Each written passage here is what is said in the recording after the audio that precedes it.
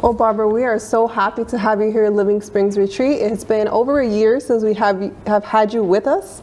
And we would just like to take some time right now to just discuss some questions that we had. A lot of our viewers, people that call us, contact us, they know we're associated with you and they ask us a lot of questions.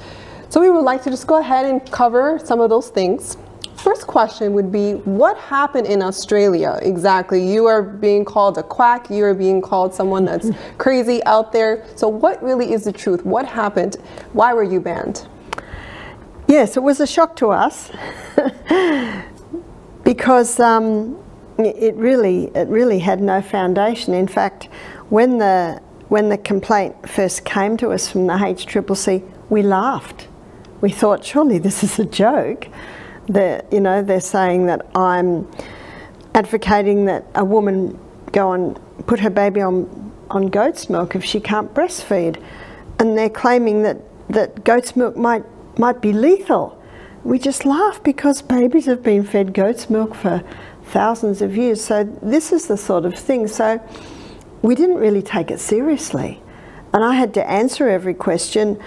And I felt I did, but I realise now they wanted scientific studies. That's what they wanted. But when you look back at how did this happen? Where did it all start? So the only way to explain it is that my husband has a political party. It's the Informed Medical Options Party, campaigning for the rights of Australians to have free choice. And I spoke at one of their rallies, and I spoke on the laws of health.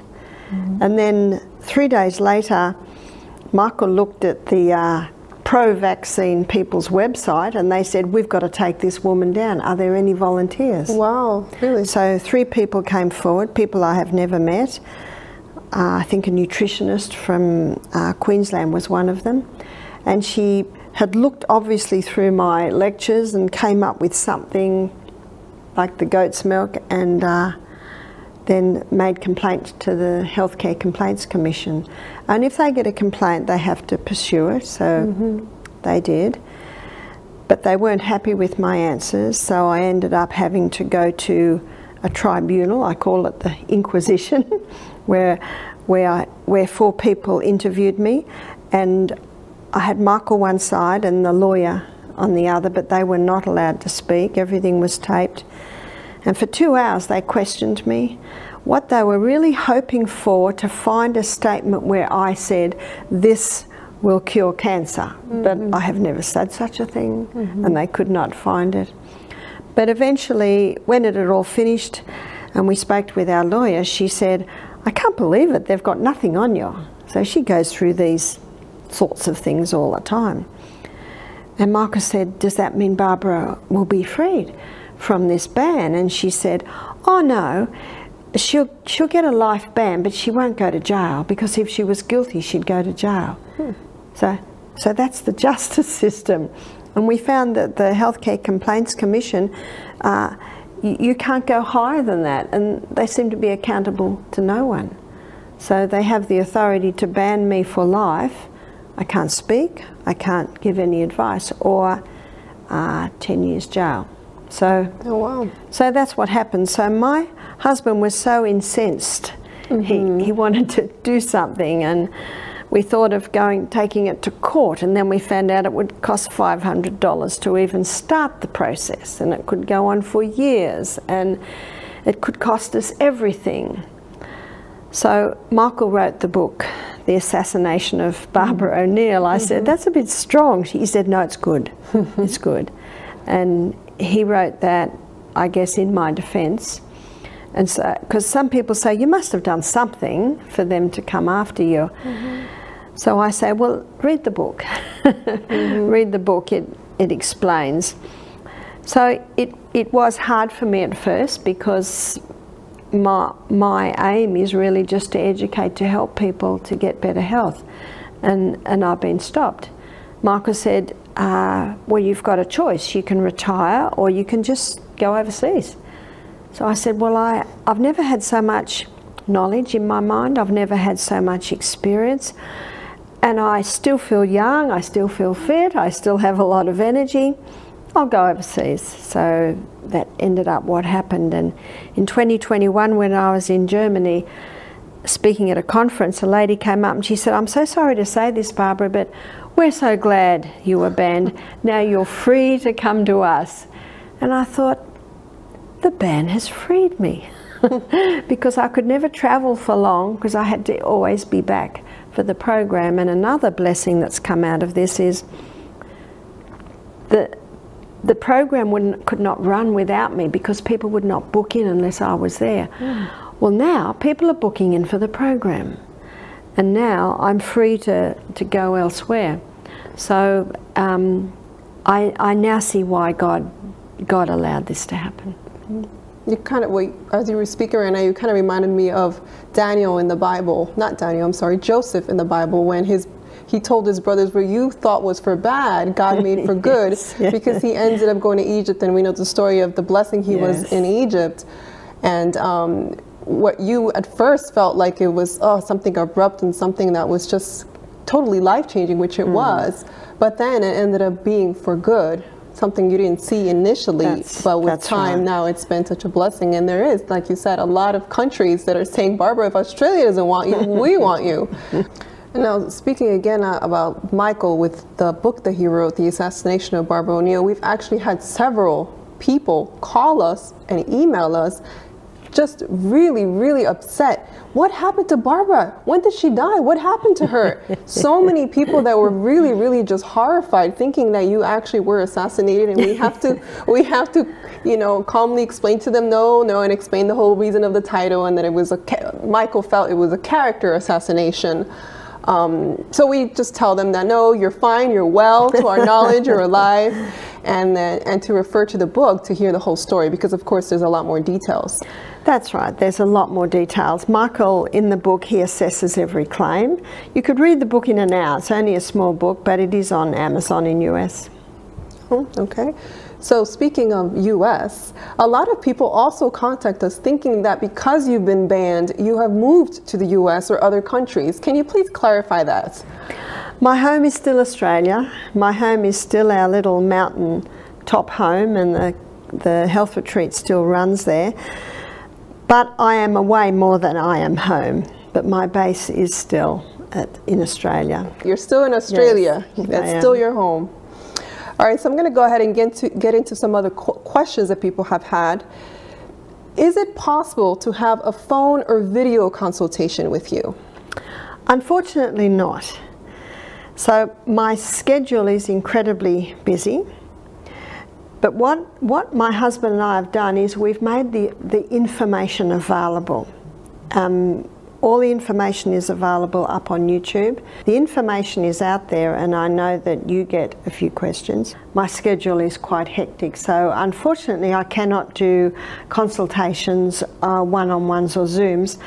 But as I said, the information's there. People all the time contact us wanting to know how they can book you, or how you can go, if you could do speaking engagements in different places. And we have referred them to your manager, which is Michael, also your husband, to book with him or to make arrangements. Is that correct? Yeah, that is correct. In fact, I often don't know where I am a few weeks ahead of where I am. And he arranges it all. Why would somebody feel like they're starving even after they eat a high protein meal? Well, there are three things that give the feeling of satiation or satisfaction, and that is fibre, protein and fat. And so I would also assess, yes, the protein's very important. So also is the fat. I'm not advocating a high fat diet, but there should be a part of fat in the meal, maybe a little olive oil in the lentils, maybe a little olive oil on the potatoes, maybe some avocado, maybe finishing the meal with 8 to 10 nuts. There's some good fats to finish with. I'd also check to make sure the person is chewing properly. Sometimes when people are eating too fast, they're not accessing the nutrients in their food that they need. And the third point may be that their hydrochloric acid is low. And to boost hydrochloric acid, You make sure there's gaps between meals, make sure you're drinking between meals and not with meals, and taking the juice of a lemon or a little cayenne pepper before the meal, that can boost hydrochloric acid. Talking about fats, people often ask the question, because they know that you advocate fats, and you mention about how the body needs fats, which is different than what some of the teachings are out there. Can you list what the good fats are and what the bad fats are? Sure. Well, I look at it like this. I always look at it from common sense. I look at the fats that God made. We've got avocado, we've got coconut, nuts and seeds. They're an excellent form of fats. And then we look at history, and historically there are 2 fats that were made from the flesh of the plant. So they were easily extracted in a woman's kitchen, and that is the coconut oil. And depending on where you lived, if you lived in the South Pacific Islands, it was coconut oil. If you lived in the Mediterranean, it was olive oil. If you lived up in Alaska, up in Canada, it could be seal, it could be fish, and a lot of the northern European countries like Sweden, say Scandinavia, it was usually dairy fats like butters. So we now know that today the cows aren't healthy, so the animal fats aren't the best fats. So the coconut and the olive oil, they've been used for centuries. You can still access these 2 oils. They are the best oils, and science shows that. So what are the dangerous oils? The worst oils you can take are the altered polyunsaturated fats. So the very word poly, meaning there's lots of empty spaces on the molecular structure of the fat, which means that when these oils are extracted and they're exposed to light, heat and oxygen, it basically destroys the oil. So what are your polyunsaturated oils? That's safflower oil, sunflower oil, peanut oils, your seed oils, your nut oils. And when you look in the supermarket, they're in plastic bottles, see-through. It doesn't matter, because they've already been totally destroyed, because in the high heat to extract these oils destroyed the oils. And deep fried foods is usually done in these cheap polyunsaturated fats. Again, they're already destroyed before they're even cooked, but the oils become rancid, and a rancid oil is a carcinogenic oil. Barbara, what kind of diet do you follow? The diet that I follow is a plant-based diet. I eat a high fibre diet. I eat generous proteins. I have legumes. In fact, some days I have them every meal. That's my 2 main meals. And I have fats, not a lot of fats. I might have a teaspoon of olive oil a meal. I might have a few nuts and seeds after every meal. I have a fruit meal and I have a vegetable meal. So my fruit meal is usually breakfast, where I might have 2 or 3 pieces of fruit, usually the sourdough spelt toast with a little olive oil and avocado, and either red lentils or brown lentils or black-eyed beans or scrambled organic tofu. And some nuts and seeds. That's my breakfast. Lunch is usually always a big salad, always some baked, steamed or stir-fried veggies, and again a legume dish. If I do eat at night, it will be very light. It might be avocado and a few crackers. It might be soup, so something very light. Is it okay to have desserts? Certainly is. I make my husband an apple pie. Try to do it once a week, but that apple pie is made with spelt flour. The apples are stewed, and just when I finished, I put some sultanas or raisins in them. I put them in the pie dish, put the top on and bake it, and we might serve that with a coconut cream or a nut cream. We don't have it every day, maybe once a week. So you're plant-based? Yes. Yes. Now, speaking of sweeteners, you speak a lot against sugars. What kind of sweeteners or natural sweeteners would you recommend? So the natural sweeteners that we use is either raw honey or maple syrup, or palm sugar, also called coconut sugar, and that's just the crystallized nectar from the palm flower. So that's not highly refined like your cane sugar. Since 2020, there's been a virus going around, and some people are for their jab and some are not. For those that have received this jab and are feeling very ill now, is there any suggestions that you have of what they can do to feel better or to get that out of their system? It is a difficult one to detoxify from, but there's researchers coming up with a few things, and one is zinc, and the person can take a zinc supplement, or they can ensure that they're having pumpkin and sesame seeds and sunflower seeds every meal, because they are high in zinc. Zinc is locked up in grain, and when you make it into a sourdough bread, the culturing process of the sourdough releases the zinc. Also dandelion, so it can be as simple as having a dandelion tea or coffee every day, taking dandelion supplements, tablets. And the third one is white pine needle tea. So some are choosing to regularly drink that. Okay, wonderful. Barbara, what do you think about coffee enemas? Coffee enemas. Coffee enemas have been used for a few thousand years now, and Max Gerson, I guess, made them popular.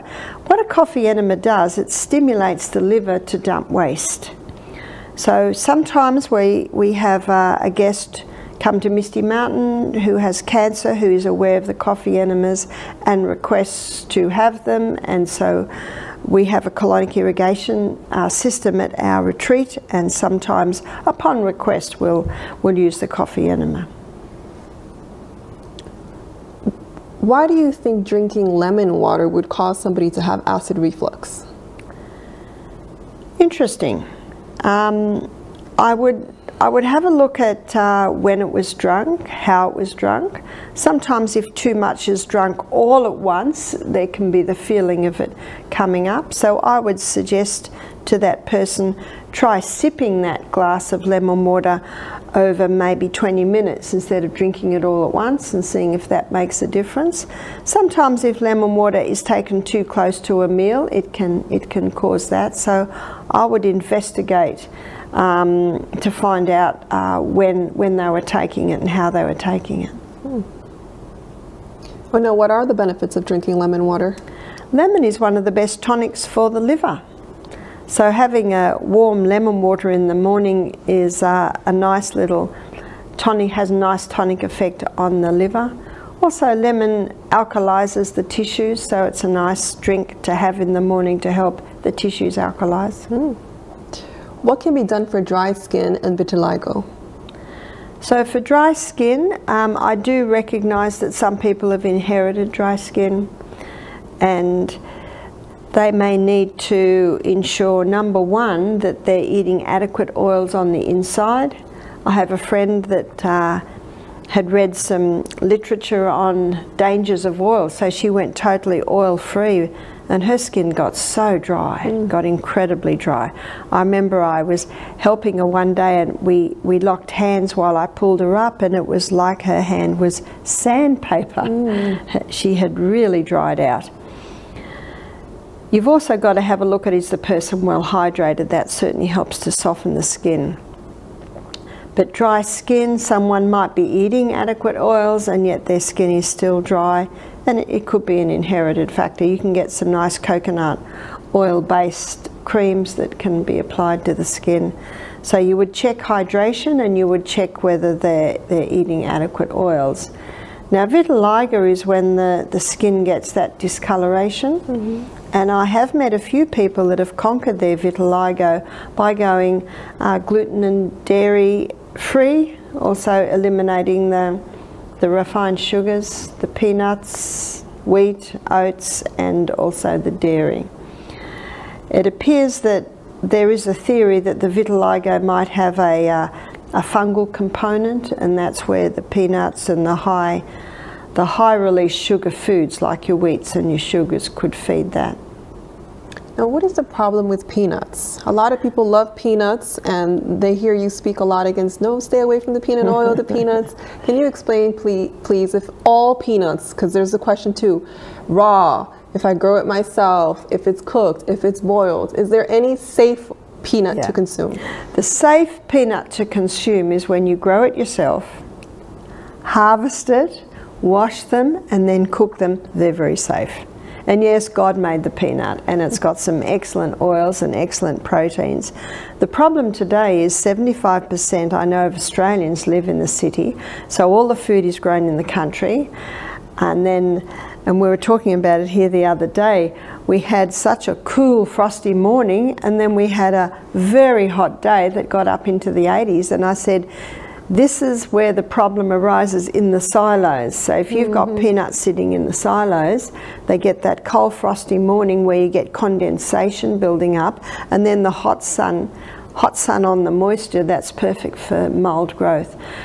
And Dr. Colin Campbell, in his book, The China Study, he showed very clearly, you know, when he went to the Philippines investigating the liver cancer in children, every jar of peanut butter he tested had aflatoxin, which is the mold waste that the mold aspergillus gives off, and that's very commonly found in peanuts. So really, it's the mold on the peanut that's the problem.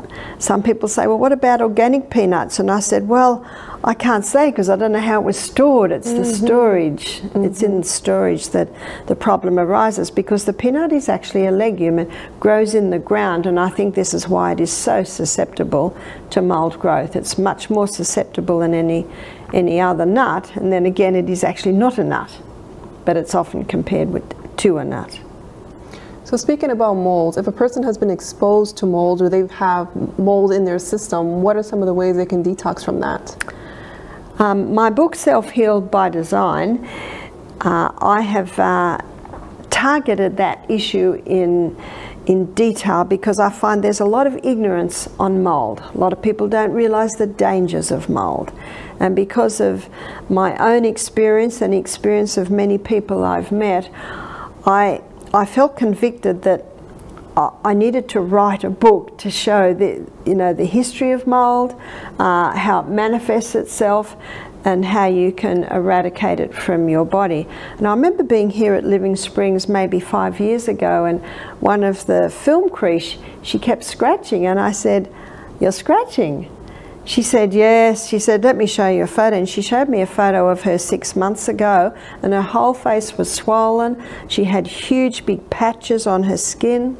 She said, "I was living in a trailer and I was getting sicker and sicker, and I was lying in bed and I looked at the end wall and I saw this black. And every day the black got bigger." Oh, no. There was a leaking tap between her bedroom and the bathroom. And so basically the mold was coming into her body, and it came out it manifested itself in her in these major rashes. And that was, to me, that showed me how many people don't realize the dangers of mold. And it was interesting as I was investigating this, how the Bible says if there's mold in a house, you've got to destroy the house. If it's in fabric, the fabric has to be burnt. And so in my book I show that too. But basically, to get mold out of the body, you've got to, number one, make sure you have no more exposure to it, and number two, you've got to get the sugars right down, because it is the sweet things that really feed the mold.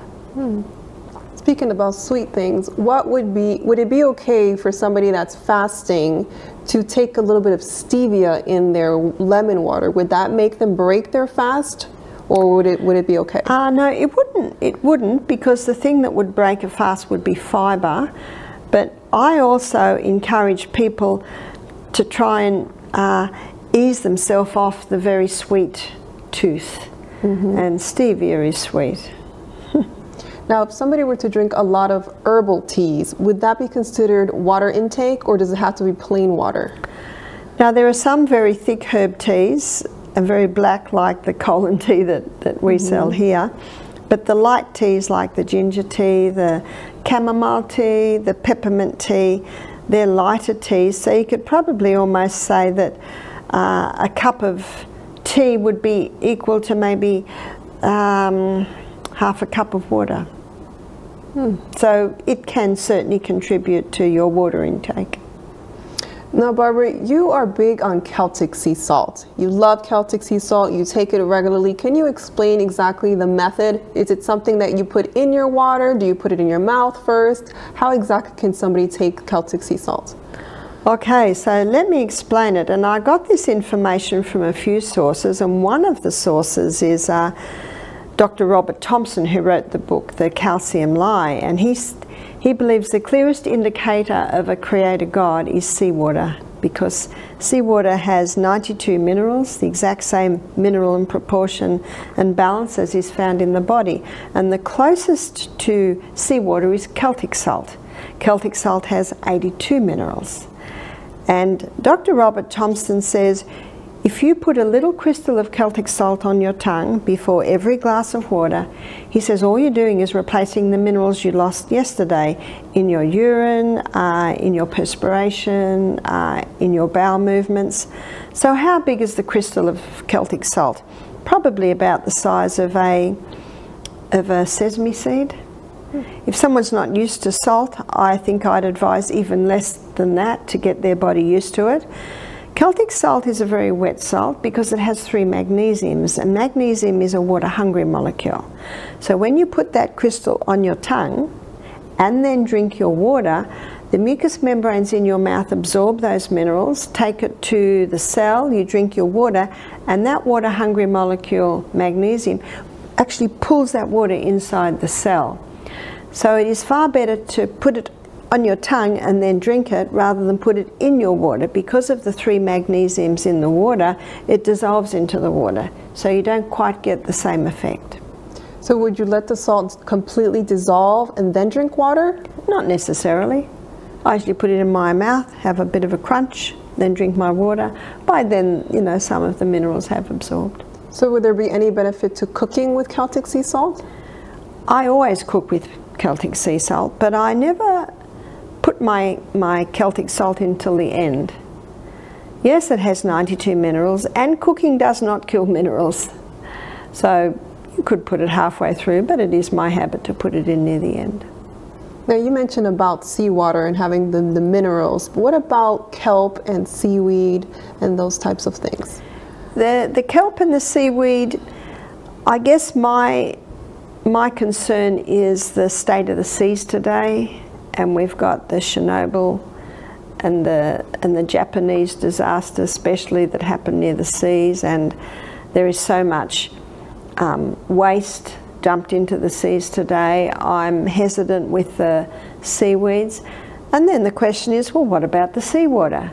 Well, with the seawater, those waves, the pounding of the waves is constantly purifying the water, and a lot of heavy metals and chemicals sink to the bottom of the sea, and that's where the seaweeds can take it up. That's also why I say to people that like fish, I say, be cautious of your crabs and your oysters and your prawns, because they're taking up that from the bottom of the sea. What would be the cause for rosacea and redness on the nose, and how could you heal it? What we find is that every skin disease has an allergy component. And so whenever there's a skin problem, whether it be eczema, psoriasis, rosacea, we advocate ceasing the 5 allergens, which is dairy, wheat, oats, peanuts, refined sugar. We also add a word of caution to that, is that it can take at least 2 months to see a result. I have also found with ladies who are the most commonly taken down with rosacea, there can be a hormone factor. And the imbalance that we are seeing is estrogen dominance, progesterone deficiency. And so that high estrogen can also feed the inflammation of rosacea. So for a lady that has rosacea, my suggestion is to stop the 5 allergens, to check that she has no mold exposure in her house. That can be a component, and also to watch my hormone lecture that explains how you can balance the hormones. Speaking of your hormone lecture, you mentioned that one of the things that makes people's hormones go out of whack is the consumption of products or things in cheap plastic. Now, there's been a lot of concern also with there being microplastics in Celtic sea salt. How would you address that? I have had a few people ask me about that, and I have referred them to the producers of Celtic sea salt, because that is something I cannot answer. Would there be any kind of percentage of microplastics that would be safe if the Celtic companies say that there is a little bit in there? It is something new to me. I've probably only heard it over the last maybe year, and I guess because people are talking about it, they must have been told. Maybe something has come out about the microplastics, so it's something I cannot comment on because I do not know. And I'm sure that if they contact the producers of Celtic salt, they will be able to answer their questions. Do you have any advice on restless leg syndrome? Restless leg syndrome have been found to respond to a few things. One is doing some intense leg workouts through the day. So how would you get intense leg workouts? Swimming definitely works the legs. Not everyone can swim or has the ability to swim or has access to a pool. So the other one is rebounding or trampolining. You can get some quite intense workouts on that because it's your legs that are doing the springing, and also the exercise bike. So looking at some intense physical workouts on the legs through the day. Also checking that the person's not taking anything in that can leach magnesium, because it's magnesium that relaxes the muscles. So the things that can leach magnesium are specifically caffeines and refined sugars. So before the person goes to bed, let's say first of all they've done some intense leg workouts through the day, and have an Epsom salts bath before they go to bed, because Epsom salt is magnesium sulfate, and also the hot water relaxes the muscles. If someone doesn't have a bath, another option is to massage their legs with topical magnesium oil. I know that in Australia the topical magnesium oils are becoming very popular, and there are claims that more magnesium is taken into the body than even by mouth. So those topical oils can certainly help to relax those legs. And also taking magnesium by mouth. For someone who has a severe problem like that, we advise magnesium citrate, even 500 milligrams 4 times a day. So the person can try these things and see what helps the most. You just mentioning the magnesium oil being rubbed on the skin reminded me of the fact that there are a lot of people out there that cannot obtain the Anna's wild yam cream, which is something that you promote a lot for hormonal imbalance, and they want to know if taking wild yam orally would work as well as putting the cream topically. Well, one of the doctors that first blew the whistle on this hormonal imbalance is Dr. John Lee. Now he's dead now, but his books are still available. And in one of his books, I think one of the books is What Your Doctor May Not Tell You About Menopause, he says the liver detoxifies the active components in the wild yam. So when you apply it via the skin, you're getting about 400% more. And a lady contacted me recently and told me that her husband had bought the dried yam herb and had made a cream out of it for her. Oh, wow. So, Barbara, this is something new I've never heard before, but somebody asked if you know anything about research that suggests that men should urinate sitting down since birth until manhood. They should urinate sitting, and that will help with prostate problems. Have you ever heard of that? No, I haven't. And it doesn't make much sense to me. Especially raising boys out in the bush, where when they go to the bathroom, it's at the tree, or at a tree in the bush. Yeah, that was different when I read that question. Can cartilage grow back on hips and joints? Well, I never say never. And we've got some amazing herbs that do have growth stimulants in it. And the one that I'd particularly probably advise for that is comfrey. So you can get some comfrey creams, you can buy dried comfrey, and if you buy dried comfrey, comfrey. You put a little water in it and bring it to the boil till it gets soft, and if it's still a little bit runny, you could put, say, some psyllium or slippery elm or chia in it to make it a little bit more firm, and then make a poultice of that and put it on the area. And if someone's wanting to grow new cartilage in an area, that would probably have to be done for maybe to wear the poultice for at least 4 hours a day, and if it's comfortable, even overnight, but also to get the comfrey cream and rub that in. So Barbara, what can somebody do if they have developed several infectious diseases because of a tick bite? So the first thing you target is the tick bite, and comfrey, sorry, not comfrey, got comfrey on the brain. Charcoal. You see, charcoal absorbs and neutralizes poisons. So if they're still having trouble, even a week or two after the tick bite, you still can put the charcoal on the tick bite, because that can indicate there might be still a bit of activity there. Charcoal absorbs and neutralizes the poisons. No other substance does that, and it's given the name adsorb. Adsorb means absorb and neutralize poison. And maybe they could even take charcoal by mouth to absorb any poisons that are going through their body from the tick bite. What do you think of the keto diet? The keto diet is quite an extreme diet. It is high fibre, high protein, high fat. And there's no doubt about it that it certainly has helped people to overcome epilepsy. You know, the reports show that in some cases 90% of people on the keto diet reported that they'd conquered their epilepsy. But we don't advocate meat and dairy products. So what we advocate is a plant-based keto diet. So how would you do a plant-based keto diet?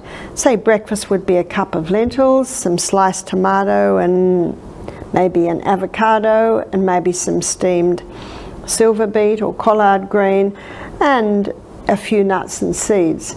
But with that, to supplement with some coconut oil. Now, coconut oil is high in medium chain fatty acids, and what the keto diet depends on is the liver breaking down the fat to ketones, and the liver loves breaking down those medium chain fatty acids to ketones quicker than any other type of fat.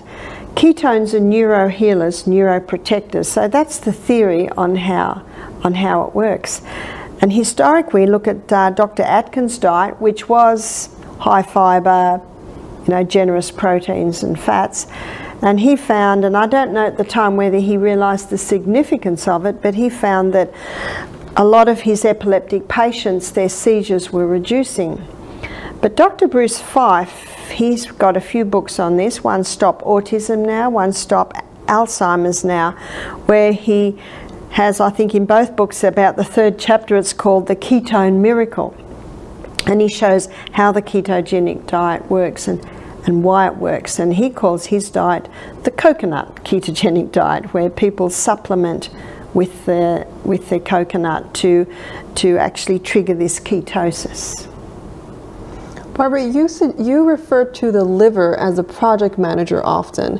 What can somebody do if their liver is not functioning well? Well, the good news about the liver is it's a recoverable organ. And as a recoverable organ, if given the right conditions, it can revive. And God, in His wisdom and mercy, has given us some herbs that directly affect the liver to the point of cleansing it and toning it. One is St. Mary's thistle, called milk thistle, and the other is dandelion, and another one is gentian, G-E-N-T-A-I-N, gentian. They're very, very bitter herbs, so it's probably best to take it in a glycerin tincture form or in a tablet form, because they're incredibly bitter herbs. And I did mention earlier that lemon plays a role as a tonic to the liver. So to be kind on the liver, plant-based diet, no chemicals, no stimulants, and also a castor oil compress can be worn over the liver area, which is under your right rib, for maybe 4 or 5 hours a day. So if the person implements all of these things, then little by little the liver will recover. Good, good. How do you prepare legumes? You speak a lot about you like having your lentils and you like having your beans. What is the proper way to cook legumes? Okay, so it's slightly different for some. Red lentils, they're almost falling apart when you cook them. So I rinse them very, very well before I cook them. So I rinse them very well. I bring them to the boil and there will be a white fluff on top. So I put them under the sink and I put the tap on and I let the water come up and that white residue goes away and I rinse them again, and then that's all I rinse the lentils, the red lentils, because they're almost falling apart when they're cooked. The brown lentils, in fact all other legumes are best soaked overnight, rinsed very well, brought to the boil, then you'll see the big white fluff. You've got to get that white cloud away and then rinse them again and then let them cook. And when they're cooked, sometimes maybe with chickpeas I'll rinse and chickpeas, or you call them garbanzos, and kidney beans, they probably take the longest. Then I might rinse them halfway through cooking. When they're finished their cooking, I rinse them again. So you've got to look at that water as dirty water. That's the water that's going to create the wind. And so what do I do then? Well, in another pot I might have the sauce. It might be a tomato and garlic and onion sauce. It might be a curry sauce. It might be a cashew milk with maybe marjoram. You know, so there's a few different ways. The first book I ever got was an Indian cookbook, and wow, they know how to do their legumes. So many different types. So when the legumes are soft, I put them in with the sauce and I let that slowly cook on a very low heat so that the flavours start to go into the beans. And we find at our retreat that's how we prepare the beans, and we don't have anyone with stomach pain or wind problems doing it like that. In his book, The Plant Paradox by Dr. Gundry, he shows that pressure cooking also, it kills all the lectins, and lectins are inflammatory substances that if they can get into the blood, they cause inflammation. So if you pressure cook, I'd bring it to the boil, rinse it, and then pressure cook it. And after the pressure cooking, you could rinse it. You have to catch it, because if the beans are falling apart, of course you're going to lose half your beans. So that's why some people choose to stop halfway and rinse it. Okay, that's great. When would be the best time to drink smoothies or juices? Do you do it with food, or should you do it in between your meals? Well, there's a bit of a difference between smoothies and juices, because smoothies have fibre. So smoothies should take the place of a meal. Or sometimes people will have a smoothie as like a dessert, you know, at the end of the meal. Whereas juices have no fibre in them. And what we do at the retreat, and I know we also do here at Living Springs, we have juicing days. So the first 2 days are just juices. So we serve the vegetable with a little bit of fruit juices every 2 hours. So they're basically taking the place of a meal, but the juice isn't going to last too long, so we serve it every 2 hours. What if someone wants to continue juicing when they go home? When would they have it if they're eating their meals? They might have it half an hour before a meal. If they have it too close to the meal, it can stop your appetite. Or some people choose to have a vegetable juice, you know, of an evening where they would normally have a meal. What do you think about the Gerson diet? Gerson therapy, excuse me. Now, the Gerson therapy certainly had an effect, and there's no doubt about it. He had quite a lot of success rate, and that's a lot of juicing. There are a few things I don't totally agree with. They had to have essence of liver, and I think it's very difficult to get a healthy liver today, and I personally don't use animal products at all. So there were certainly some good points about the Gerson diet. Barbara, what can be done if somebody wants to use the yoni eggs, but they keep coming out. They will not stay in. What is your advice on that? Okay, well, it does indicate to me that that lady's pelvic floor muscles have no strength. So how can she gain strength?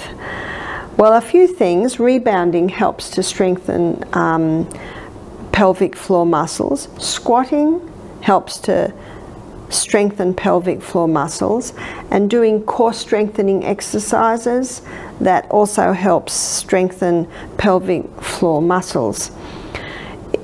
So usually if a woman will do that for a couple of months, she can usually hold the stone. But I'd also inquire, is she pushing it in as far as it will go, so it goes right up to the cervix? And also, a woman should be able to tighten her pelvic floor muscles so that it holds the stone. Now, if even with that she still finds it hard to hold it, she could sleep with it. So even though when you're sleeping your body's relaxed, your pelvic floor muscles are aware that there is something there, and they will put a little bit of effort to hold it, especially when you get up in the morning. You mentioned exercises. Is that something that people would do, or women would do, with the yoni eggs in or without them in? Most people are familiar with Kegel exercises, which is where they tighten those pelvic floor muscles. You can tighten the pelvic floor muscles against the yoni stone while it's in there, and that will help to strengthen those pelvic floor muscles internally. And you certainly can do those exercises with the yoni stone in. Can somebody that was born with allergies, any type of food allergy, reverse it? I believe so. And usually if they're born with an allergy, it's come down from the parents. And so what I find is when the 5 most common allergens are taken out of the diet and they go to a plant-based diet that is a lot lower in grain and has more of the legumes, the nuts, seeds, vegetables, fruit, I find that they do conquer their allergies. Now, you advocate a lot the plant-based diet and plant-based milk, but is there any type of animal milk that would be safe to consume in any way, shape, or form? Personally, I don't have milk at all. If people say, what milk do you drink? I say, I'm weaned, I have food. and when you look at milk, God basically caused mammals to have milk to feed their babies. And we are the only creature that drinks milk past babyhood. And if you look at the northern countries of Europe, the Scandinavia, Sweden, Norway, that were probably higher dairy consumers, you'll find that as adults most of the dairy was consumed in a cultured form, which was yogurt, kefir, the mostly fresh cheeses, and in that state the proteins and the sugars in the milk have been totally broken down, so they're a lot easier to digest. But I'd also like to suggest back then the milk was organic. Also, often dairy farmers were dairy farmers for many generations, so the children were already born with the enzymes in the gut to break it down. I'm a 5th generation Australian Scottish descent, and I don't think any of my ancestors had dairy, because as a child it certainly made me feel sick. I never ever liked it, and I know that my sisters all have dairy allergies, so we obviously don't have the enzymes to break it down. But I do acknowledge that there are some cultures that have been drinking it. It's part of their culture. But I do not believe we need to drink milk. I know that if a mother has a baby with a severe allergy and she cannot breastfeed, the goat's milk is the closest to human milk.